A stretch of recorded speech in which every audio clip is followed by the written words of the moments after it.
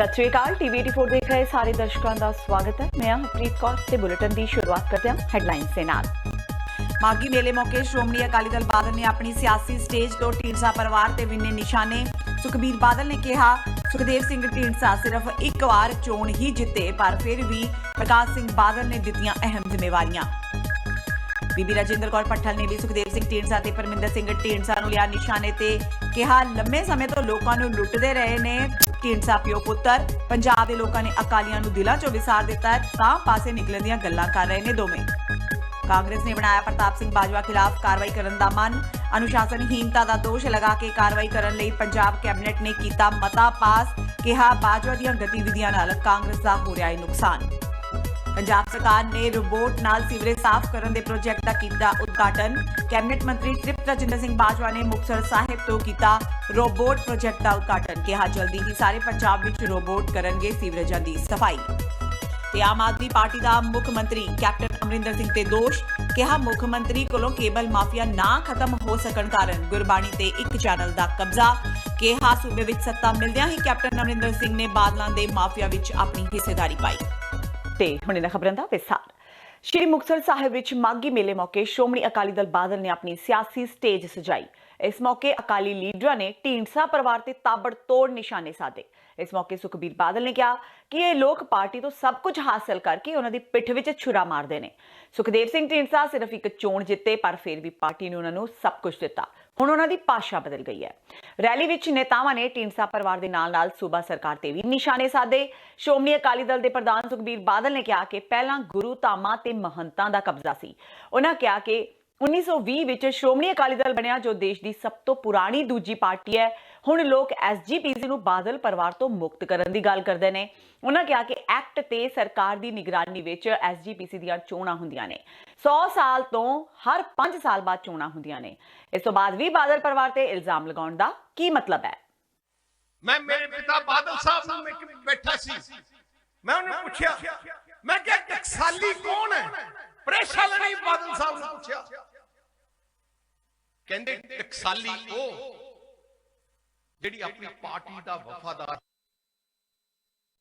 ओए भावें पार्टी दे ना दे, पार्टी दे पिठ च कुछड़ा मारे ना, ओ टकसाली है। टकसाली ओ जो पार्टी का हुक्म होए अखा मीच के वो हुक्म पूरा करे। टकसाली वो नहीं कि सारा कुछ खा के सारा निग मान के फिर पार्टी दे पिठ ते छुरा मारे। ते कहंदे है कि श्रोमणी अकाली दल नूं बादल साहब तो मुक्त कराउणा, बादल फैमिली तो मुक्त। साहब प्रकाश सिंह जी बादल 65 साल हो गए इलेक्शन लड़ते, आज तक 65 साल लगातार जितते रहे हैं इलेक्शन। बोले 65 साल लगातार इलेक्शन जितते रहे, 65 साल। इसका मतलब की है? क्योंकि बादल साहब ने पूरी जिंदगी लोकां दी सेवा चलाई है। ते फिर हुण तुसीं टकसाली किहनूं कहने आ? टकसाली वो जिहड़े लोकां दी सेवा कर कि टकसाली वो जिहड़े लोकी पसंद ना कर? आ फैसला उन्हां दा निशाना की है? निशाना इक्को एक है कि श्रोमणी अकाली दल नूं असीं जितन नहीं देना। ढींडसा साहब ना थोड़े कहण के असीं जितांगे ना हार सकदे हैं, जित हर परमात्मा दे हत्थ है। श्रोमणी अकाली दल के सीनियर आगू जगमीत सिंह बराड़ ने भी रैली को संबोधन किया। इस मौके उन्होंने कहा कि श्रोमणी अकाली दल ने हमेशा लोक हितां लई लड़ाई लड़ी है। उन्होंने कहा कि श्रोमणी अकाली दल ने आज़ादी की लड़ाई में सब तो वध योगदान पाया। उन्होंने यह भी कहा कि पंजाब विच हर औखे वेले अकाली दल के वर्करां ने कुर्बानियां दित्तियां। अकाली दल के आगू जगमीत बराड़ ने मुख मंत्री कैप्टन अमरिंदर सिंह ते तंज करदिआं कहा कि कैप्टन ने गुटका साहब की झूठी सौं खाधी है ते पंजाब विच रोजगार ना मिलण करके पंजाब दी जवानी विदेशां दे राह तुर पई है। इस मौके उन्हां 2022 विच श्रोमणी अकाली दल दी सरकार बनन दा भी दावा कीता। ते अज दे इस पवित्र दिन ते गुरु घर विखे और देश की सब तो बड़ी पार्टी जिसने 1920 तो बाद देश आजाद करवाया, ਸਭ ਤੋਂ ਵੱਧ ਕੁਰਬਾਨੀਆਂ ਕਾਲੇ ਪਾਣੀ ਦਿੱਤੀਆਂ, ਸਭ ਤੋਂ ਵੱਧ ਕੌਮਾਂ ਗਾਟਾ ਮਾਰੂ ਤੋਂ ਲੈ ਕੇ ਗਦਰੀ ਬਾਬਿਆਂ ਦੇ ਰੂਪ ਵਿੱਚ ਸ਼੍ਰੋਮਣੀ ਅਕਾਲੀ ਦਲ ਨੇ ਜੋ ਵੱਡੇ ਕਾਰਨਾਮੇ ਇਸ ਦੇਸ਼ ਨੂੰ ਆਜ਼ਾਦ ਕਰਵਾਉਣ ਲਈ ਔਰ ਦੇਸ਼ ਦੀ ਆਜ਼ਾਦੀ ਨੂੰ ਬਰਕਰਾਰ ਰੱਖਣ ਲਈ ਕੀਤੇ ਹਨ। ਅੱਜ ਉਸ ਪਾਵਨ ਕਾਨਫਰੰਸ ਵਿੱਚ ਪਹੁੰਚੇ ਹੋਏ ਮੇਰੇ ਸਨਮਾਨਿਤ ਭਰਾਓ ਵੀਰੋ, ਸਭ ਤੋਂ ਪਹਿਲਾਂ ਫਤਿਹ ਪ੍ਰਵਾਨ ਕਰੋ। ਵਾਹਿਗੁਰੂ ਜੀ ਕਾ ਖਾਲਸਾ, ਵਾਹਿਗੁਰੂ ਜੀ ਕੀ ਫਤਿਹ। ਮੈਨੂੰ ਆਉਂਦਿਆਂ ਸਾਰ ਸ਼੍ਰੋਮਣੀ ਅਕਾਲੀ ਦਲ ਦੇ ਪ੍ਰਧਾਨ ਸਾਹਿਬ ਨੇ ਬਹੁਤ ਹੀ ਸਤਿਕਾਰ ਤੇ ਪਿਆਰ ਨਾਲ ਇੱਕ ਗੱਲ ਕਹੀ, ਔਰ ਉਹ ਗੱਲ ਆਉਣ ਵਾਲੇ ਦਿਨਾਂ ਵਿੱਚ ਸ਼੍ਰੋਮਣੀ ਅਕਾਲੀ ਦਲ ਦੀ ਜਦੋਜਹਿਦ ਦਾ ਔਰ ਇਹਨਾਂ ਮਾੜੇ ਬੰਦਿਆਂ ਦਾ ਰਾਜ ਜੋ ਪੰਜਾਬ ਦੇ ਵਿੱਚ ਹੈ ਉਹਨੂੰ ਸਮਾਪਤ ਕਰਕੇ ਜੋ 2 ਵਰਿਆਂ ਦੇ ਪ੍ਰੋਗਰਾਮ ਸ਼੍ਰੋਮਣੀ ਅਕਾਲੀ ਦਲ ਨੇ ਪੰਜਾਬ ਵਿੱਚ ਜਿਸ ਪ੍ਰਕਾਰ ਦੇ ਬਣਾਏ ਹਨ, ਮੈਂ ਤੁਹਾਡੀ ਹਿੰਮਤ ਸਦਕਾ ਔਰ ਪੰਜਾਬ ਦੇ ਉਹਨਾਂ ਵਰਕਰਾਂ ਦੀ ਹਿੰਮਤ ਸਦਕਾ ਜਿਨ੍ਹਾਂ ਨੇ ਦੁਬਾਰਾ ਪੰਜਾਬ ਵਿੱਚ ਸ਼੍ਰੋਮਣੀ ਅਕਾਲੀ ਦਲ ਦਾ ਰਾਜ ਲੈ ਕੇ ਆਉਣਾ, ਮੈਂ ਤੁਹਾਨੂੰ ਪ੍ਰਧਾਨ ਜੀ ਇਸ ਗੱਲ ਦਾ ਪਰਮ ਕਰਦਾ ਕਿ ਜਦੋਂ 2022 ਦੇ ਵਿੱਚ ਚੋਣ ਹੋਏਗੀ, ਇਹਨਾਂ 2 ਵਰਿਆਂ ਦੇ ਦੌਰਾਨ ਜਦੋਂ ਆ ਲੀਡਰਸ਼ਿਪ ਪੰਜਾਬ ਦੀਆਂ ਨਗਰਾਂ ਪਿੰਡਾਂ ਔਰ ਪੰਜਾਬ ਦੀਆਂ ਕਸਬਿਆਂ ਵਿੱਚ ਜਾਏਗੀ, 2022 ਦੇ ਅੰਦਰ 2/3 ਬਹੁਮਤ ਦੇ ਨਾਲ ਸ਼੍ਰੋਮਣੀ ਅਕਾਲੀ ਦਲ ਦਾ ਰਾਜ ਆਏਗਾ ਪੰਜਾਬ ਦੇ ਅੰਦਰ। ਅਕਾਲੀ ਭਾਜਪਾ ਸਰਕਾਰ ਦੌਰਾਨ 2015 ਵਿੱਚ ਸ੍ਰੀ ਗੁਰੂ ਗ੍ਰੰਥ ਸਾਹਿਬ ਜੀ ਦੀ ਬੇਅਦਬੀ ਦੀਆਂ ਥਾਂ-ਥਾਂ ਵਾਪਰੀਆਂ ਘਟਨਾਵਾਂ ਸਮੇਂ ਸੱਤਾ ਦਾ ਸੁੱਖ ਭੋਗਣ ਵਾਲੇ 4 ਸਾਲਾਂ ਬਾਅਦ ਮਗਰਮੱਛ ਵਾਲੇ ਹੰਝੂ ਵਹਾਉਣ ਲੱਗੇ ਨੇ। ਇਹਨਾਂ ਸ਼ਬਦਾਂ ਦਾ ਪ੍ਰਗਟਾਵਾ ਪੰਜਾਬ ਦੀ ਸਾਬਕਾ ਮੁੱਖ ਮੰਤਰੀ ਤੇ ਪੰਜਾਬ ਰਾਜ ਯੋਜਨਾ ਬੋਰਡ ਦੇ ਉਪ ਚੇਅਰਪਰਸਨ ਬੀਬੀ ਰਜਿੰਦਰ ਕੌਰ ਪੱਠਲ ਨੇ ਬਲਾਕ ਲਹਿਰਾ ਦੇ ਪਿੰਡਾਂ ਦੀਆਂ ਪੰਚਾਇਤਾਂ ਨੂੰ ਗ੍ਰਾਂਟਾਂ ਦੇ ਚੈੱਕ ਸੌਂਪਣ ਉਪਰੰਤ ਕੀਤਾ। ਅਕਾਲੀ ਦਲ ਵਿੱਚੋਂ ਬਗਾਵਤ ਕਰ ਚੁੱਕੇ ਸੁਖਦੇਵ ਸਿੰਘ ਢੀਂਡਸਾ ਤੇ ਪਰਮਿੰਦਰ ਸਿੰਘ ਢੀਂਡਸਾ ਬਾਰੇ ਬੋਲਦਿਆਂ ਉਹਨਾਂ ਕਿਹਾ ਕਿ ਜਦੋਂ ਪੰਜਾਬ ਅੰਦਰ ਥਾਂ-ਥਾਂ ਸ੍ਰੀ ਗੁਰੂ ਗ੍ਰੰਥ ਸਾਹਿਬ ਜੀ ਦੀ ਬੇਅਦਬੀ ਹੋ ਰਹੀ ਸੀ ਤਾਂ ਪਿਓ ਰਾਜ ਸਭਾ ਵਿੱਚੋਂ ਭੱਤੇ ਲੈਂਦਾ ਰਿਹਾ ਤੇ ਪੁੱਤ ਪੰਜਾਬ ਦਾ ਖਜ਼ਾਨਾ ਲੁੱਟਦਾ ਰਿਹਾ। ਹੁਣ ਜਦੋਂ ਪਤਾ ਲੱਗਾ ਕਿ ਪੰਜਾਬ ਦੇ ਲੋਕਾਂ ਨੇ ਅਕਾਲੀਆਂ ਨੂੰ ਦਿਲਾਂ ਵਿੱਚੋਂ ਵਿਸਾਰ ਦਿੱਤਾ ਹੈ ਤਾਂ ਪਾਸੇ ਨਿਕਲਣ ਦੀਆਂ ਗੱਲਾਂ ਕਰ ਰਹੇ ਨੇ, ਪਰ ਲੋਕ ਜਾਣਦੇ ਨੇ ਕਿ ਢੀਂਡਸਾ ਪਿਓ ਪੁੱਤ ਵੀ ਬਾਦਲ ਪਿਓ ਪੁੱਤ ਜਿੰਨੇ ਹੀ ਸਿੱਖ ਧਰਮ ਦੇ ਦੋਖੀ ਨੇ, ਜਿਸ ਕਰਕੇ ਪੰਜਾਬ ਦੇ ਲੋਕ ਇਹਨਾਂ ਨੂੰ ਮੂੰਹ ਨਹੀਂ ਲਗਾਉਣਗੇ। ਜਿਸ ਪਾਰਟੀ ਤੋਂ ਤੁਸੀਂ ਚੁਣੇ ਗਏ ਹੋ, ਜਿਸ ਪਾਰਟੀ ਤੋਂ ਟਿਕਟ ਲੈ ਕੇ ਐਮਐਲਏ ਬਣੇ ਹੋ, ਜਿਸ ਪਾਰਟੀ ਤੋਂ ਤੁਸੀਂ ਟਿਕਟ ਲੈ ਕੇ ਪਹਿਲਾਂ ਵਜ਼ੀਰੀਆਂ ਕੀਤੀਆਂ ਤੇ ਅੱਜ ਐਮਐਲਏ ਹੋ, ਤੇ ਜੇ ਤੁਸੀਂ ਉਹ ਪਾਰਟੀ ਨੂੰ ਕ੍ਰਿਟਿਸਾਈਜ਼ ਕਰਦੇ ਹੋ, ਉਹਨੂੰ ਮਾੜਾ ਕਹਿੰਦੇ ਹੋ, ਗਲਤ ਕਹਿੰਦੇ ਹੋ, ਉਹਦੇ ਨਾਲ ਸਹਿਮਤ ਨਹੀਂ, ਤਾਂ ਤੁਹਾਨੂੰ ਕੁਦਰਤੀ ਤੌਰ ਤੇ ਬਣਦਾ ਕਿ ਅਖਲਾਕੀ ਤੌਰ ਤੇ ਰਿਜ਼ਾਈਨ ਦੇ ਦੇਣਾ ਚਾਹੀਦਾ ਹੈ। ਇਹਨਾਂ ਦੇ ਪਿਤਾ ਜੀ ਨੂੰ ਰਾਜ ਸਭਾ ਤੋਂ ਦੇਣਾ ਚਾਹੀਦਾ, ਹੁਣ ਦੇਣਾ ਚਾਹੀਦਾ। ਬੋਲਦੀ ਨੇ ਮੈਂ ਤੁਹਾਨੂੰ ਕਿਹਾ ਸੀਗਾ ਕਿ ਜੇ ਇਹ ਕਹਿੰਦੇ ਵੀ ਸੀ ਉਸ ਕਰਕੇ ਧਾਰਮਿਕ ਤੌਰ ਤੇ ਕਰਦੇ ਆ ਤਾਂ ਉਦੋਂ ਦੇਣਾ ਚਾਹੀਦਾ ਸੀ।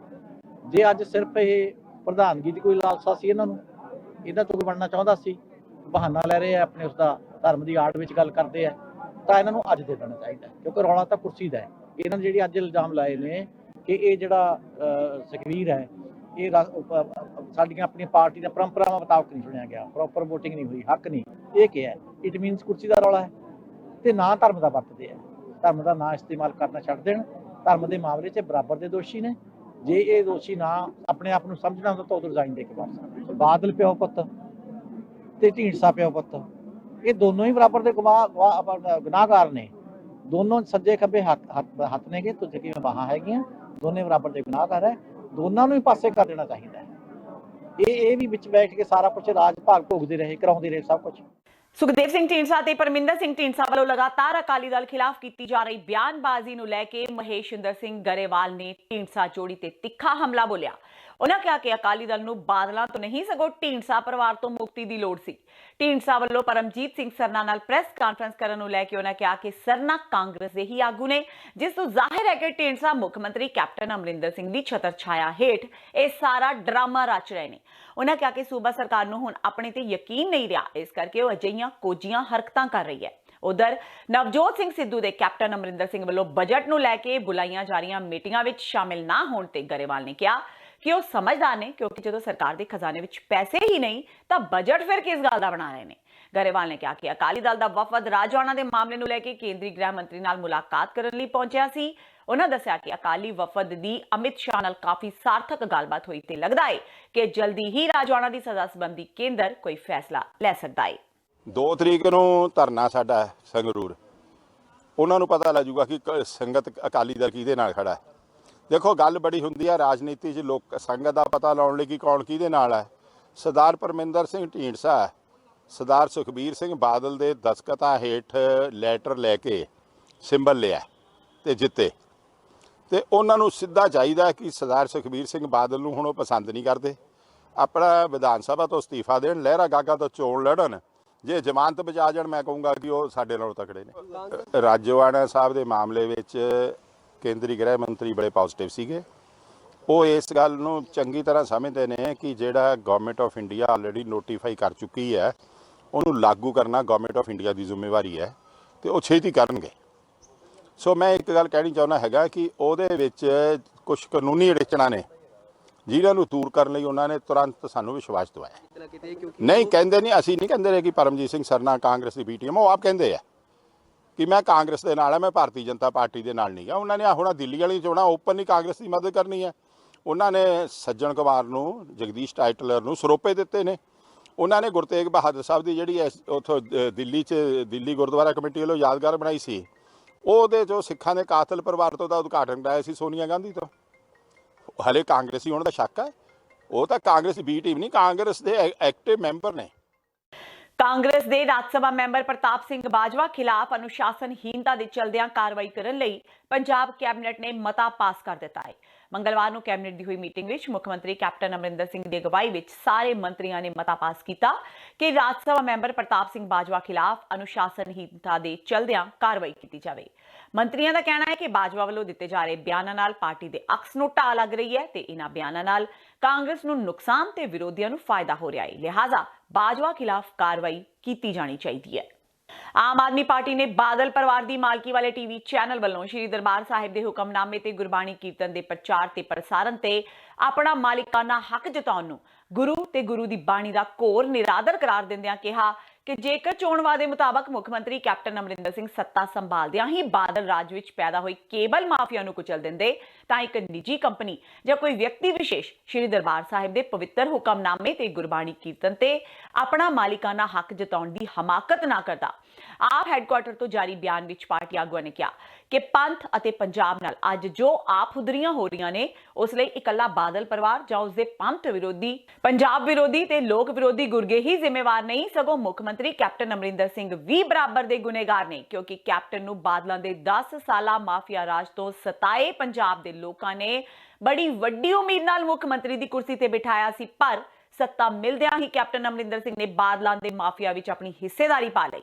ਆਪ ਆਗੂਆਂ ਨੇ ਕਿਹਾ ਕਿ ਮੁੱਖ ਮੰਤਰੀ ਚਾਹੁੰਦੇ ਤਾਂ ਬਾਦਲਾਂ ਦੇ ਪੈਦਾ ਕੀਤੇ ਕੇਬਲ ਮਾਫੀਆ, ਰੇਤ mafia, transport mafia, drug mafia, ਬਿਜਲੀ ਮਾਫੀਆ, ਸਿੱਖਿਆ ਮਾਫੀਆ, ਸਿਹਤ ਮਾਫੀਆ, ਲੈਂਡ ਮਾਫੀਆ ਆਦਿ ਦਾ ਘੰਟਿਆਂ ਵਿੱਚ ਸਫਾਇਆ ਕਰਕੇ ਪੰਜਾਬ, ਪੰਜਾਬੀਅਤ ਤੇ ਪੰਥ ਦੇ ਹਿੱਤ ਬਚਾ ਸਕਦੇ ਸਨ, ਪਰ ਅਜਿਹਾ ਨਹੀਂ ਹੋਇਆ। ਉਲਟਾ ਕੈਪਟਨ ਅਮਰਿੰਦਰ ਸਿੰਘ ਬਾਦਲਾਂ ਦੇ ਪਾਲੇ ਹੋਏ ਮਾਫੀਆ ਦੇ ਸਰਕਾਰੀ ਤੌਰ ਤੇ ਸਰਪ੍ਰਸਤ ਬਣ ਬੈਠੇ, ਜਿਸ ਦਾ ਖਮਿਆਜ਼ਾ ਅੱਜ ਸਾਰਾ ਪੰਜਾਬ ਭੁਗਤ ਰਿਹਾ ਹੈ। ਤੇ ਹੁਣ ਵੇਲਾ ਹੋ ਗਿਆ ਬ੍ਰੇਕ ਦਾ। ਬਾਕੀ ਦੀਆਂ ਖਬਰਾਂ ਇਸ ਬ੍ਰੇਕ ਤੋਂ ਬਾਅਦ।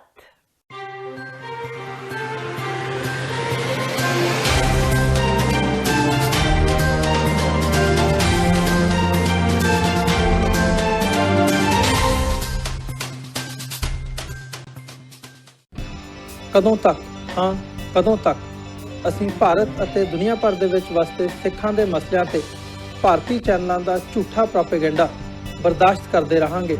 ਆਓ ਮੇਰੇ ਨਾਲ ਜੁੜੋ ਪ੍ਰੋਗਰਾਮ ਗੁਫ਼ਤਗੂ ਵਿੱਚ ਸਿੱਖ ਨਜ਼ਰੀਏ ਤੋਂ ਰੋਜ਼ਾਨਾ ਵਾਪਰ ਰਹੀਆਂ ਘਟਨਾਵਾਂ ਦਾ ਵਿਸ਼ਲੇਸ਼ਣ ਕਰੀਏ। ਲਾਈਵ ਕਾਲਸ ਅਤੇ ਈਮੇਲਸ ਰਾਹੀਂ ਇਸ ਪ੍ਰੋਗਰਾਮ ਦਾ ਹਿੱਸਾ ਬਣੋ। ਮੰਡੇ ਟੂ ਫਰਾਈਡੇ ਰਾਤ 9:30 ਵਜੇ ਸਿਰਫ TV 84 ਤੇ।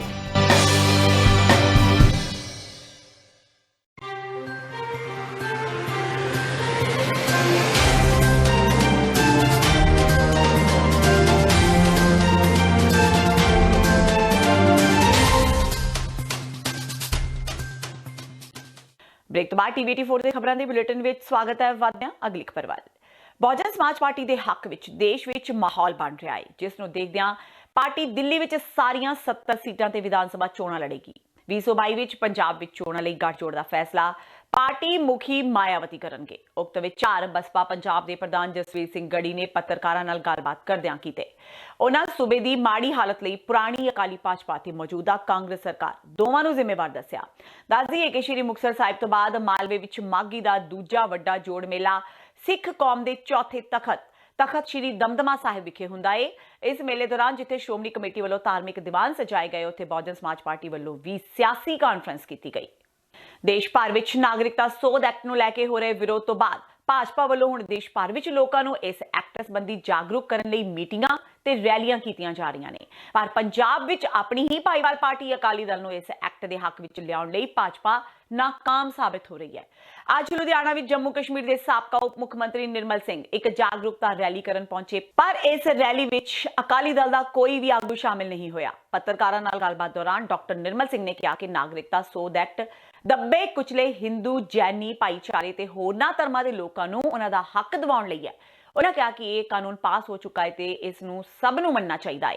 ਉਹਨਾਂ ਕਿਹਾ ਕਿ ਐਕਟ ਨੂੰ ਵਿਰੋਧੀਆਂ ਵੱਲੋਂ ਗਲਤ ਢੰਗ ਨਾਲ ਪੇਸ਼ ਕੀਤਾ ਜਾ ਰਿਹਾ ਹੈ। देखो ये कांग्रेस की करनी है, कम्युनिस्टां की जड़ी के पूरे देश नूं हिंदू मुसलमान के आधार ते वंड रहे है। वो बिल वो एक्ट कोई कानून बनया है जड़ा कि हज़ारों की तादाद लखां की तादाद में साडे भैन भरा जड़े न, चाहे वो सिख ने, चाहे हिंदू ने, चाहे वो पारसी ने, चाहे वो यहूदी ने, ईसाई ने, ਜਿਹੜੇ ਪਾਕਿਸਤਾਨ ਦੇ ਵਿੱਚ, ਅਫਗਾਨਿਸਤਾਨ ਵਿੱਚ, ਬੰਗਲਾਦੇਸ਼ ਦੇ ਵਿੱਚ ਜਿਨ੍ਹਾਂ ਤੇ ਨਾਲ ਪਟਤਾਨਾ ਹੁੰਦੀ ਸੀ, ਉਹਨਾਂ ਦੀ ਬਾਹੂ ਬੇਟੀਆਂ ਨੂੰ ਜਿਹੜਾ ਇਹ ਚੁੱਕ ਕੇ ਲੈ ਜਾਂਦੇ ਸਨ, ਉਹਨਾਂ ਨੂੰ ਜ਼ਬਰਦਸਤੀ ਮੁਸਲਮਾਨ ਬਣਾਇਆ ਜਾਂਦਾ ਸੀ। ਔਰ ਉਹ ਨੌਜਵਾਨ ਬੇਟੀਆਂ ਉਹ ਆਪਣੀ ਇੱਜ਼ਤ ਬਚਾਉਣ ਲਈ, ਐਸੇ ਲੋਕ ਆਪਣੀ ਜਾਨ ਬਚਾਉਣ ਲਈ, ਆਪਣੇ ਧਰਮ ਨੂੰ ਬਚਾਉਣ ਲਈ ਉਹ ਹਿੰਦੁਸਤਾਨ 'ਚ ਆਏ ਹੈ। ਔਰ ਪਿਛਲੇ ਕਈ ਸਾਲਾਂ ਤੋਂ, ਦਰਜਨਾਂ ਸਾਲਾਂ ਤੋਂ ਇੱਥੇ ਦਰ ਦੀਆਂ ਠੋਕਰਾਂ ਖਾ ਰਹੇ ਹੈ। ਔਰ ਜਿਹੜੇ ਜਾਨਵਰ ਦੀ ਜ਼ਿੰਦਗੀ ਕੋਲੋਂ ਵੀ ਬਦਤਰ ਜ਼ਿੰਦਗੀ ਉਹ ਬਤੀਤ ਕਰ ਰਹੇ ਸਨ, ਉਹਨਾਂ ਨੂੰ ਨਾਗਰਿਕਤਾ ਦੇਣ ਦੀ ਜਿਹੜਾ ਬਿੱਲ ਪਾਸ ਕੀਤਾ ਹੈ, ਪੂਰਾ ਹਿੰਦੁਸਤਾਨ ਦੇ ਲੋਕ ਬੱਚਾ ਇਹਦਾ ਸਵਾਗਤ ਕਰ ਰਿਹਾ ਹੈ। नहीं कोई विरोध च नहीं है सर, मेरी कोई जानकारी च नहीं है विरोध च, क्योंकि बहुत से सिख भरा जड़े न सारे हिंदू भरा जो पंजाब के भी जड़े न जेडे बस पंजाब च रह गए वो भी आए ने इत्थे। ਪੰਜਾਬ ਵਿੱਚ ਹੁਣ ਰੋਬੋਟ ਸੀਵਰੇਜ ਸਫਾਈ ਕਰਨਗੇ। ਸੀਵਰੇਜ ਸਾਫ਼ ਕਰਦੇ ਸਮੇਂ ਨਿਤ ਵਾਪਰ ਰਹੇ ਹਾਦਸਿਆਂ ਨੂੰ ਰੋਕਣ ਲਈ ਸਰਕਾਰ ਨੇ ਇਸ ਪ੍ਰੋਜੈਕਟ ਦੀ ਸ਼ੁਰੂਆਤ ਕੀਤੀ ਹੈ। ਅੱਜ ਮਾਘੀ ਮੌਕੇ ਸ਼੍ਰੀ ਮੁਕਤਸਰ ਸਾਹਿਬ ਵਿਖੇ ਕੈਬਨਿਟ ਮੰਤਰੀ ਤ੍ਰਿਪਤ ਰਾਜਿੰਦਰ ਸਿੰਘ ਬਾਜਵਾ ਨੇ ਸਫਾਈ ਲਈ ਰੋਬੋਟ ਪ੍ਰੋਜੈਕਟ ਦਾ ਉਦਘਾਟਨ ਕੀਤਾ। ਇਹ ਰੋਬੋਟ ਬੈਡੀਕੂਟ ਮੇਨ ਹੋਲ ਦੀ ਸਫਾਈ ਕਰੇਗਾ। ਪੰਜਾਬ ਵਿੱਚ ਸੀਵਰੇਜ ਦੀ ਸਫਾਈ ਲਈ ਰੋਬੋਟ ਪ੍ਰੋਜੈਕਟ ਦਾ ਉਦਘਾਟਨ ਸ਼੍ਰੀ ਮੁਕਤਸਰ ਸਾਹਿਬ ਤੋਂ ਕੀਤਾ ਗਿਆ ਹੈ। ਇੱਕ ਰੋਬੋਟ ਬੈਡੀਕੂਟ ਉੱਤੇ ਕਰੀਬ 45 ਲੱਖ ਰੁਪਏ ਖਰਚ ਆਏ ਨੇ ਤੇ ਇਹ ਕੇਰਲ ਦੀ ਕੰਪਨੀ ਵੱਲੋਂ ਬਣਾਇਆ ਗਿਆ ਹੈ। ਇਸ ਪ੍ਰੋਜੈਕਟ ਨੂੰ ਪੂਰੇ ਪੰਜਾਬ ਵਿੱਚ ਲਾਗੂ ਕੀਤਾ ਜਾਵੇਗਾ। ਇਸ ਦਾ ਮਕਸਦ ਸੀਵਰੇਜ ਸਾਫ਼ ਕਰਦੇ ਸਮੇਂ ਨਿਤ ਵਾਪਰ ਰਹੇ ਹਾਦਸਿਆਂ ਨੂੰ ਰੋਕਣਾ ਹੈ। ਇਸ ਦੀ ਸ਼ੁਰੂਆਤ ਸ਼੍ਰੀ ਮੁਕਤਸਰ ਸਾਹਿਬ ਤੋਂ ਕੀਤੀ ਗਈ ਹੈ। ਪਿਛਲੇ ਸਮੇਂ ਜਦੋਂ ਅਸੀਂ ਇੱਥੇ ਸ਼ਹਿਰ ਦਾ ਸੀਵਰੇਜ ਸਿਸਟਮ ਸਮਝਾ ਰਹੇ ਸੀਗੇ ਤੇ ਸਾਨੂੰ ਇੱਕ ਬੜੀ ਵੱਡੀ ਸਮੱਸਿਆ ਦਾ ਸਾਹਮਣਾ ਕਰਨਾ ਪੈਂਦਾ ਸੀ, ਮੈਨਹੋਲ ਦੇ ਵਿੱਚ ਗਾਰ ਦਾ। ਉਹਨੂੰ ਕੱਢਣ ਦਾ ਸਾਡੇ ਕੋਲ ਕੋਈ ਪਹਿਲਾਂ ਪੁਖਤਾ ਪ੍ਰਬੰਧ ਨਹੀਂ ਸੀਗਾ ਤੇ ਉਸ ਚੀਜ਼ ਦਾ ਹੱਲ ਕੱਢਣ ਲਈ ਅਸੀਂ ਪੂਰੇ ਡਿਪਾਰਟਮੈਂਟ ਵੱਲੋਂ ਇਸ ਦਿਸ਼ਾ ਵੱਲ ਤੁਰਿਆ ਗਿਆ ਵੀ ਇਸ ਦਾ ਹੱਲ ਕੱਢਣ ਲਈ ਅੱਜ ਦੀ ਜੋ ਮੌਜੂਦਾ ਟੈਕਨੋਲੋਜੀਆਂ ਨੇ ਉਹਨਾਂ ਦਾ ਸਹਾਰਾ ਲਿਆ ਜਾਵੇ। ਤੇ ਉਸ ਦਿਸ਼ਾ ਵੱਲ ਕੰਮ ਕਰਦੇ ਹੋਏ ਮੌਜੂਦਾ ਸਮੇਂ ਵਿੱਚ ਜਿੰਨੀਆਂ ਮਸ਼ੀਨਾਂ ਉਪਲਬਧ ਨੇ ਉਹਨਾਂ ਦਾ ਖੋਜ ਉਹਨਾਂ ਨੂੰ ਲੱਭਿਆ ਗਿਆ, ਉਹਨਾਂ ਦਾ ਪਰੀਖਣ ਦੇਖਿਆ ਗਿਆ, ਹੋਰ ਜਿਸ ਥਾਵਾਂ ਚੱਲ ਰਹੀਆਂ ਸੀਗੀਆਂ ਉਹਨਾਂ ਦੀ ਪਰਫਾਰਮੈਂਸ ਦੇਖੀ ਗਈ। ਤਾਂ ਉਹਨਾਂ ਵਿੱਚ ਦੇਖਣ ਵਿੱਚ ਆਇਆ ਕਿ ਜਿਹੜੀ ਰੋਬੋਟ ਟੈਕਨੋਲੋਜੀ ਹੈ ਉਹ ਇੱਕ ਵਧੀਆ ਟੈਕਨੋਲੋਜੀ ਹੈ ਜਿਸ ਨਾਲ ਅਸੀਂ ਜਿਹੜੀ ਮੈਨਹੋਲ ਦੀ ਗਾਰ ਹੈ ਉਸ ਨੂੰ ਕੱਢਣ ਦਾ ਕੰਮ ਬੜੇ ਹੀ ਸੁਖਾਲੇ ਤਰੀਕੇ ਨਾਲ ਤੇ ਸੇਫਟੀ ਦੇ ਨਾਲ ਉਹਨੂੰ ਮੁਕੰਮਲ ਕਰ ਸਕਦੇ ਹਾਂ। ਫਿਰੋਜ਼ਪੁਰ ਵਿੱਚ ਭਾਰਤ-ਪਾਕ ਸਰਹੱਦੀ ਇਲਾਕੇ ਵਿੱਚ ਇੱਕ ਵਾਰ ਫੇਰ ਪਾਕਿਸਤਾਨੀ ਡਰੋਨ ਦਿਖਾਈ ਦਿੱਤਾ। ਸਰਹੱਦ ਤੇ ਤੈਨਾਤ ਸੀਮਾ ਸੁਰੱਖਿਆ ਬਲ ਦੇ ਜਵਾਨਾਂ ਨੇ ਡਰੋਨ ਨੂੰ ਸੁੱਟਣ ਲਈ ਫਾਇਰਿੰਗ ਕੀਤੀ, ਪਰ ਉਹ ਬਚ ਕੇ ਨਿਕਲ ਗਿਆ। ਇਹ ਡਰੋਨ ਬਾਰਡਰ ਏਰੀਆ ਦੇ ਪਿੰਡ ਟੇਡੀਵਾਲਾ ਵਿੱਚ ਨਜ਼ਰ ਆਇਆ। ਸੁਰੱਖਿਆ ਬਲ ਪੂਰੇ ਖੇਤਰ ਵਿੱਚ ਸਰਚ ਆਪਰੇਸ਼ਨ ਚਲਾ ਰਹੇ ਨੇ। ਇਸ ਤੋਂ ਪਹਿਲਾਂ ਵੀ ਫਿਰੋਜ਼ਪੁਰ ਦੇ ਬਾਰਡਰ ਏਰੀਆ ਵਿੱਚ ਕਈ ਵਾਰ ਪਾਕਿਸਤਾਨੀ ਡਰੋਨ ਦਿਖਾਈ ਦੇ ਚੁੱਕੇ ਨੇ। ਡਰੋਨ ਰਾਹੀਂ ਹਥਿਆਰ ਤੇ ਨਸ਼ੀਲੇ ਪਦਾਰਥ ਭੇਜੇ ਜਾਣ ਦੀ ਗੱਲ ਸਾਹਮਣੇ ਆਈ ਸੀ। ਬੀਤੀ ਰਾਤ ਫਿਰੋਜ਼ਪੁਰ ਵਿੱਚ ਬਾਰਡਰ ਤੇ ਤਾਇਨਾਤ ਬੀਐਸਐਫ ਦੇ ਜਵਾਨਾਂ ਨੇ ਟੇਂਡੀਵਾਲਾ ਪਿੰਡ ਨੇੜੇ ਪਾਕਿਸਤਾਨ ਤੋਂ ਉੱਡ ਕੇ ਆਉਂਦਾ ਇੱਕ ਡਰੋਨ ਦੇਖਿਆ। ਇਸ ਸ਼ੱਕੀ ਡਰੋਨ ਨੂੰ ਲਗਾਤਾਰ ਭਾਰਤੀ ਖੇਤਰ ਵਿੱਚ ਵੜਦਿਆਂ ਦੇਖ ਬੀਐਸਐਫ ਦੇ ਜਵਾਨਾਂ ਨੇ ਸੁੱਟਣ ਲਈ ਫਾਇਰਿੰਗ ਕੀਤੀ, ਪਰ ਡਰੋਨ ਬਚ ਕੇ ਨਿਕਲ ਗਿਆ। ਦੱਸ ਦਈਏ ਕਿ ਇਸ ਤੋਂ ਪਹਿਲਾਂ ਵੀ ਫਿਰੋਜ਼ਪੁਰ ਦੇ ਬਾਰਡਰ ਇਲਾਕੇ ਵਿੱਚ ਪਾਕਿਸਤਾਨੀ ਡਰੋਨ ਦੇ ਵੜਨ ਦੀਆਂ ਘਟਨਾਵਾਂ ਹੋ ਚੁੱਕੀਆਂ ਨੇ। ਤਰਨਤਾਰਨ, ਅੰਮ੍ਰਿਤਸਰ ਦੇ ਅਟਾਰੀ ਖੇਤਰ ਸਮੇਤ ਪੰਜਾਬ ਦੇ ਕਈ ਇਲਾਕਿਆਂ ਵਿੱਚ ਪਾਕਿਸਤਾਨੀ ਡਰੋਨ ਦੇ ਦਾਖਲ ਹੋਣ ਦੀਆਂ ਘਟਨਾਵਾਂ ਵਾਪਰ ਚੁੱਕੀਆਂ ਨੇ। इट वाज नॉट एग्जैक्टली वो डिसाइडेड, मतलब अभी कंफर्म नहीं हुआ कि ड्रोन था। कोई फ्लाइंग ऑब्जेक्ट थी, रात 8:30 बजे देखी गई है। तो इसके बारे में अभी पूरा कोई कंफर्म नहीं है कि वो ड्रोन था या कोई लाइट थी, क्या थी, मतलब इंटरनेशनल। तो सर बीएसएफ ने फायरिंग भी की है, क्योंकि पुलिस को उन्होंने जानकारी दी है इसके बारे नहीं, में। वो बीएसएफ फायरिंग की हमें जानकारी नहीं है, बीएसएफ ने कैसे किया, जैसे उन्होंने हमें ये एक फ्लाइंग ऑब्जेक्ट की जानकारी हमें दी थी, उसके लिए हम जिस तरफ वो उसकी डायरेक्शन थी वहाँ पे हम सर्चेस करा रहे हैं और बीएसएफ के साथ कोऑर्डिनेटेड ऑपरेशंस हम चला रहे हैं। ਭਾਰਤ ਤੇ ਪਾਕਿਸਤਾਨ ਵਿਚਾਲੇ ਜਾਰੀ ਤਲਖੀ ਦੇ ਬਾਵਜੂਦ ਅੱਜ ਭਾਰਤ ਸਰਕਾਰ ਨੇ ਪੰਜਾਬ ਦੇ ਹੁਸ਼ਿਆਰਪੁਰ ਜੁਵੇਨਾਈਲ ਜੇਲ੍ਹ ਵਿੱਚ ਬੰਦ 17 ਸਾਲਾ ਪਾਕਿਸਤਾਨੀ ਮੁਬਸ਼ਰ ਬਿਲਾਲ ਨੂੰ 14 ਜਨਵਰੀ ਨੂੰ ਰਿਹਾ ਕਰਨ ਦਾ ਹੁਕਮ ਦਿੱਤਾ ਸੀ, ਜਿਸ ਦੇ ਚੱਲਦਿਆਂ ਅੱਜ ਮੁਬਸ਼ਰ ਬਿਲਾਲ ਨੂੰ ਸਖਤ ਸੁਰੱਖਿਆ ਪ੍ਰਬੰਧਾਂ ਹੇਠ ਹੁਸ਼ਿਆਰਪੁਰ ਤੋਂ ਵਾਗਾ ਬਾਰਡਰ ਰਾਹੀਂ ਪਾਕਿਸਤਾਨੀ ਅਧਿਕਾਰੀਆਂ ਦੇ ਹਵਾਲੇ ਕਰ ਦਿੱਤਾ ਗਿਆ, ਜੋ ਬਿਲਾਲ ਨੂੰ ਉਸਦੇ ਮਾਪਿਆਂ ਦੇ ਸਪੁਰਦ ਕਰ ਦੇਣਗੇ। ਦੱਸਦੀਏ ਕਿ ਮਾਰਚ 2018 ਵਿੱਚ ਘਰ ਵਿੱਚ ਪਿਤਾ ਮੁਹੰਮਦ ਅਕਬਰ ਦੀ ਪਈ ਡਾਂਟ ਕਾਰਨ ਬਿਲਾਲ ਰੁੱਸ ਕੇ ਆਪਣੇ ਘਰ ਤੋਂ ਕੇਵਲ 400 ਮੀਟਰ ਦੂਰ ਭਾਰਤੀ ਬਾਰਡਰ ਨੂੰ ਪਾਰ ਕਰ ਗਿਆ ਸੀ। ਭਾਰਤੀ ਫੌਜ ਨੇ ਉਸ ਨੂੰ ਬਾਰਡਰ ਕੋਲੋਂ ਗ੍ਰਿਫਤਾਰ ਕਰ ਲਿਆ ਸੀ। ਮੁਬਸ਼ਰ ਬਿਲਾਲ ਤੇ 1 ਮਾਰਚ 2018 ਨੂੰ ਥਾਣਾ ਖੇਮਕਰਨ ਵਿੱਚ ਕੇਸ ਦਰਜ ਕੀਤਾ ਗਿਆ ਸੀ। ਉਸ ਸਮੇਂ ਤੋਂ ਬਿਲਾਲ ਮੁਬਸ਼ਰ ਹੁਸ਼ਿਆਰਪੁਰ ਦੀ ਜੇਲ੍ਹ ਵਿੱਚ ਬੰਦ ਸੀ। ਬਿਲਾਲ ਨੂੰ ਤਰਨਤਾਰਨ ਦੀ ਅਦਾਲਤ ਨੇ 6 ਮਹੀਨੇ ਬਾਅਦ 6 ਸਤੰਬਰ 2018 ਨੂੰ ਬਰੀ ਕਰ ਦਿੱਤਾ ਸੀ। ਫਿਰ ਵੀ ਪਿਛਲੇ 16 ਮਹੀਨਿਆਂ ਤੋਂ ਬਿਲਾਲ ਜੇਲ੍ਹ ਵਿੱਚ ਬੰਦ ਸੀ। ਕਸੂਰਧਾਮ ਹੈ, ਜ਼ਿਲ੍ਹਾ ਕਸੂਰ, ਪਿੰਡ ਗੱਦੂ ਕੀ, ਬਸਤੀ ਰਮਜ਼ਾਨਾਬਾਦ। ਕਿੱਦਾਂ ਭਾਰਤ ਆ ਗਏ ਸੀ, ਕਦੋਂ ਫੜੇ ਗਏ ਜੀ ਸਰ, ਘਰੇ ਮਾੜਾ ਜੀ ਲੜਾਈ ਜੀ ਹੋ ਗਈ ਸੀ ਤੇ ਉਹਦੇ ਕਰਕੇ ਮੈਂ ਆ ਗਿਆ ਸੀ ਗੁੱਸੇ 'ਚ, ਪਤਾ ਨਹੀਂ ਲੱਗਿਆ ਮੈਨੂੰ, ਬਸ ਇੰਨੀ ਕੀ ਗੱਲ ਸੀ। ਇੱਧਰ ਆ ਗਿਆ ਸੀ, ਪਤਾ ਨਹੀਂ ਲੱਗਿਆ, ਉੱਥੋਂ BSF ਵਾਲਿਆਂ ਨੇ ਮੈਨੂੰ ਫੜ ਕੇ ਤੇ ਦਰ ਸਿੱਟਤਾ। ਤੇ ਪਰਿਵਾਰ ਦੇ ਵਿੱਚ ਹੋਰ ਕੌਣ ਹੈ, ਔਰ ਹੁਣ ਵਾਪਸ ਜਾ ਰਹੇ ਹੋ, ਆਪਣੇ ਪਰਿਵਾਰ ਨੂੰ ਮਿਲੋਗੇ, ਕੀ ਕਹਿਣਾ ਚਾਹੁੰਦੇ ਹੋ? ਕੁਛ ਨਹੀਂ ਕਹਿਣਾ ਚਾਹੁੰਦੇ ਸਰ, ਇੱਧਰ ਬਸ ਬਹੁਤ ਵਧੀਆ ਤਰੀਕੇ ਨਾਲ ਰੱਖਿਆ ਇਹਨਾਂ ਨੇ, ਬਹੁਤ ਆਸਾਨ ਇਹਨਾਂ ਦਾ, ਬਸ ਹੋਰ ਕਹਿਣਾ ਪੂਰਾ ਬਹੁਤ ਖੁਸ਼ੀ ਹੋ ਰਹੀ ਸਰ ਇੱਥੇ। ਪਰਿਵਾਰ ਦੇ ਵਿੱਚ ਹੋਰ ਕੌਣ ਕਿੰਨੇ ਭੈਣ ਭਰਾ ਹੋ ਤੁਸੀਂ? ਮੰਮੀ ਭੈਣ ਭਰਾ ਸਾਰੇ ਹੈਗੇ ਸਰ।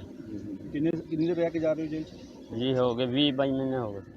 ਤਰਨਤਾਰਨ ਦੇ ਹਲਕਾ ਵਲਟੋਹਾ ਦੇ ਕਸਬਾ ਕਰਿਆਲਾ ਵਿਖੇ ਗੁਰਦੁਆਰਾ ਰਾਜੇ ਜੰਗ ਦੇ ਨੇੜੇ ਅਣਪਛਾਤੇ ਵਿਅਕਤੀ ਵੱਲੋਂ ਦੇਰ ਰਾਤ ਨਾਲੇ ਦੇ ਉੱਪਰ ਗੁਟਕਾ ਸਾਹਿਬ ਨੂੰ ਰੱਖ ਕੇ ਚਲੇ ਜਾਣ ਦਾ ਮਾਮਲਾ ਸਾਹਮਣੇ ਆਇਆ ਹੈ। ਗੁਰਦੁਆਰਾ ਸਾਹਿਬ ਵਿਖੇ ਹਰ ਰੋਜ਼ ਮੱਥਾ ਟੇਕਣ ਆਉਂਦੀ ਔਰਤ ਪ੍ਰੀਤਮ ਕੌਰ ਨੇ ਦੱਸਿਆ ਕਿ ਉਹ ਹਰ ਰੋਜ਼ ਦੀ ਤਰ੍ਹਾਂ ਅੱਜ ਸਵੇਰੇ ਵੀ ਗੁਰਦੁਆਰਾ ਸਾਹਿਬ ਵਿਖੇ ਮੱਥਾ ਟੇਕਣ ਆ ਰਹੀ ਸੀ। ਜਦੋਂ ਉਹ ਗੁਰਦੁਆਰਾ ਸਾਹਿਬ ਦੇ ਨੇੜੇ ਪੁੱਜੀ ਤਾਂ ਉਸਨੇ ਦੇਖਿਆ ਕਿ ਗੁਰਦੁਆਰਾ ਸਾਹਿਬ ਦੇ ਨਾਲ ਲੱਗਦੇ ਪਾਣੀ ਵਾਲੇ ਗੰਦੇ ਨਾਲੇ ਦੇ ਉੱਪਰ 3 ਗੁਟਕਾ ਸਾਹਿਬ ਪਏ ਹੋਏ ਨੇ।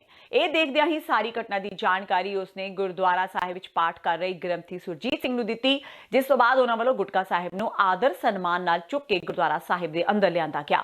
ਇਹ ਸਾਰੀ ਘਟਨਾ ਸੰਬੰਧੀ ਪਿੰਡ ਵਾਸੀਆਂ ਨੂੰ ਤੇ ਪੁਲਿਸ ਚੌਂਕੀ ਕਰਿਆਲਾ ਨੂੰ ਜਾਣਕਾਰੀ ਦੇ ਦਿੱਤੀ ਗਈ ਹੈ। ਗੱਲ ਇਹੋ ਆ ਵੀ ਅਸੀਂ ਆਏ ਆ ਗੁਰਦੁਆਰੇ ਸਾਹਿਬ ਤੇ ਬਾਣੀ ਦੇ ਉੱਤੇ ਗੁਟਕੇ ਸਾਹਿਬ ਪਏ ਨੇ, ਉਤਰਾ ਹੀ ਨਿੱਦਰੇ ਕਿਸੇ ਨੇ ਰੱਖੇ ਨੇ, ਜਿਹਨੇ ਕਿਸੇ ਕਿੰਨੇ ਹੀ ਗੁਟਕਾ ਸਾਹਿਬ? 3 ਸਾਹਿਬ, ਇੱਕ ਸੁਖੀ ਸਾਹਿਬ ਦਾ, ਇੱਕ ਜਪਜੀ ਸਾਹਿਬ ਦਾ, ਇੱਕ ਦਾ ਮੈਂ ਅਨਪੜ੍ਹਿਆ, ਮੈਨੂੰ ਨਹੀਂ ਇਹ ਗੱਲ ਦਾ ਪਤਾ। ਮੈਂ ਅਨਪੜ੍ਹ ਕਰਕੇ ਨਾ ਤੇ ਮੈਂ ਵੇਖਿਆ, ਮੁੜ ਕੇ ਮੈਂ ਚੁੱਕ ਕੇ ਲਿਆਏ। ਕਿੰਨਾ ਕੁ ਟਾਈਮ ਸੀਗਾ ਜਦੋਂ ਤੁਸੀਂ? 6:45 ਦਾ ਟਾਈਮ ਆ। ਤੇ ਇਹ ਗੁਟਕਾ ਸਾਹਿਬ ਮੁੜ ਕੇ ਕਿੱਥੇ ਤੁਸੀਂ ਫੜਾਇਆ? ਗੁਰਦੁਆਰੇ ਲਿਆ ਕੇ ਰੱਖੇ ਆ। ਵਿਜੀਲੈਂਸ ਵਿਭਾਗ ਨੇ ਹੁਸ਼ਿਆਰਪੁਰ ਦੇ ਇੱਕ ਤਹਿਸੀਲਦਾਰ ਦੇ ਰੀਡਰ ਤੇ ਡਰਾਈਵਰ ਨੂੰ 10,000 ਰੁਪਏ ਦੀ ਰਿਸ਼ਵਤ ਲੈਂਦਿਆਂ ਰੰਗੇ ਹੱਥੀ ਕਾਬੂ ਕੀਤਾ ਹੈ। ਦਰਅਸਲ ਪਿੰਡ ਅੱਜੋਵਾਲ ਦੇ ਹਰਦੀਪ ਸਿੰਘ ਨਾਮ ਦੇ ਇੱਕ ਵਿਅਕਤੀ ਮੁਤਾਬਕ ਆਪਣੀ ਜ਼ਮੀਨ ਦੀ ਰਜਿਸਟਰੀ ਲਈ ਤਹਿਸੀਲਦਾਰ ਦੇ ਰੀਡਰ ਨੇ 14,000 ਦੀ ਮੰਗ ਕੀਤੀ। ਹਰਦੀਪ ਨੇ ਇਸ ਦੀ ਸ਼ਿਕਾਇਤ ਵਿਜੀਲੈਂਸ ਵਿਭਾਗ ਨੂੰ ਦਿੱਤੀ ਤੇ ਅੱਜ ਵਿਜੀਲੈਂਸ ਨੇ ਤਹਿਸੀਲਦਾਰ ਦੇ ਡਰਾਈਵਰ ਨੂੰ ਰੰਗੇ ਹੱਥੀ ਗ੍ਰਿਫਤਾਰ ਕਰ ਲਿਆ। ਡਰਾਈਵਰ ਮੁਤਾਬਕ ਇਹ ਰਾਸ਼ੀ ਉਸਨੇ ਤਹਿਸੀਲਦਾਰ ਦੇ ਕਹਿਣ ਤੇ ਲਈ ਹੈ, ਜਦਕਿ ਦੂਜੇ ਪਾਸੇ ਰੀਡਰ ਸਰਵਨ ਚੰਦ ਨੇ ਆਪਣੇ ਆਪ ਨੂੰ ਬੇਕਸੂਰ ਦੱਸਿਆ। ਜਦੋਂ ਨਸ਼ੇ ਦਾ ਕਾਰੋਬਾਰ ਤੇ ਨਸ਼ਾ ਵੇਚਣ ਪੁਲਿਸ ਦੇ ਮੁਲਾਜ਼ਮ ਹੀ ਲੱਗ ਜਾਣ ਤਾਂ ਪੰਜਾਬ ਵਿੱਚੋਂ ਨਸ਼ਾ ਖਤਮ ਹੋਵੇਗਾ ਕਿਵੇਂ? ਤਾਜ਼ਾ ਮਾਮਲਾ ਸਮਰਾਲਾ ਵਿੱਚ ਸਾਹਮਣੇ ਆਇਆ ਹੈ, ਜਿੱਥੇ ਸਮਰਾਲਾ ਪੁਲਿਸ ਨੇ ਪੰਜਾਬ ਪੁਲਿਸ ਦੇ ਇੱਕ ਸਿਪਾਹੀ ਨੂੰ ਨਾਕੇ ਦੌਰਾਨ ਸਮੈਕ ਸਮੇਤ ਕਾਬੂ ਕੀਤਾ ਹੈ। ਪੁਲਿਸ ਅਧਿਕਾਰੀਆਂ ਮੁਤਾਬਕ ਸਬ ਇੰਸਪੈਕਟਰ ਜੋਗਿੰਦਰ ਸਿੰਘ ਵੱਲੋਂ ਮਾਛੀਵਾੜਾ ਪੁਲਿਸ ਦੇ ਮਾੜੇ ਅਨਸਰਾਂ ਨੂੰ ਨੱਥ ਪਾਉਣ ਲਈ ਨਾਕੇਬੰਦੀ ਕੀਤੀ ਹੋਈ ਸੀ ਤੇ ਸ਼ੱਕੀ ਵਿਅਕਤੀਆਂ ਤੇ ਵਾਹਨਾਂ ਦੀ ਚੈਕਿੰਗ ਕੀਤੀ ਜਾ ਰਹੀ ਸੀ ਤਾਂ ਮਾਛੀਵਾੜਾ ਸਾਈਡ ਵੱਲੋਂ ਆ ਰਹੀ ਇੱਕ ਕਾਰ ਨੂੰ ਰੁਕਣ ਦਾ ਇਸ਼ਾਰਾ ਕੀਤਾ, ਜਿਸ ਵਿੱਚ ਸਵਾਰ ਵਿਅਕਤੀ ਪੁਲਿਸ ਨੂੰ ਦੇਖਦਿਆਂ ਹੀ ਕਾਰ ਵਿੱਚੋਂ ਉਤਰ ਕੇ ਭੱਜ ਗਿਆ ਤੇ ਆਪਣੀ ਪੈਂਟ ਦੀ ਜੇਬ ਵਿੱਚੋਂ ਇੱਕ ਪਲਾਸਟਿਕ ਦਾ ਲਿਫਾਫਾ ਕੱਢ ਕੇ ਥੱਲੇ ਸੁੱਟ ਦਿੱਤਾ। ਚੈਕਿੰਗ ਕਰਨ ਤੇ ਇਸ ਵਿੱਚ ਸਮੈਕ ਪਾਈ ਗਈ। ਪੁਲਿਸ ਨੇ ਮੁਸਤੈਦੀ ਦਿਖਾਉਂਦਿਆਂ ਹੋਇਆਂ ਪੁਲਿਸ ਮੁਲਾਜ਼ਮ ਨੂੰ ਕਾਬੂ ਕਰ ਲਿਆ। ਸਿਪਾਹੀ ਲੁਧਿਆਣੇ ਡਿਊਟੀ ਕਰ ਰਿਹਾ ਸੀ, ਇਹਦਾ ਨੰਬਰ ਹੈਗਾ 3925, ਉੱਥੋਂ ਸਸਪੈਂਡ ਹੋਇਆ ਸੀ। ਇਹ ਸਮੈਕ ਪੀਂਦਾ ਵੀ ਆ, ਵੇਚਣ ਦਾ ਵੀ ਕੰਮ ਕਰਦਾ ਸੀ। ਇਹਦੇ ਕੋਲੋਂ ਇਹ ਸੀ ਚਰਨਜੀਤ ਸਿੰਘ ਨੇ ਮਾਛੀਵਾੜਾ ਰੋਡ ਤੇ ਸੂਏ ਤੋਂ 8 ਗ੍ਰਾਮ ਸਮੈਕ ਫੜ ਕੇ ਇਹਨੂੰ ਅਰੈਸਟ ਕੀਤਾ ਤੇ ਇਸ ਨੂੰ ਜੁਡੀਸ਼ੀਅਲ ਭੇਜ ਦਿੱਤਾ ਤੇ ਕਾਰਵਾਈ ਦਿੱਤੀ ਸਾਡੇ ਲਈ। ਕੀ ਨਾਮ ਹੈ ਜੀ?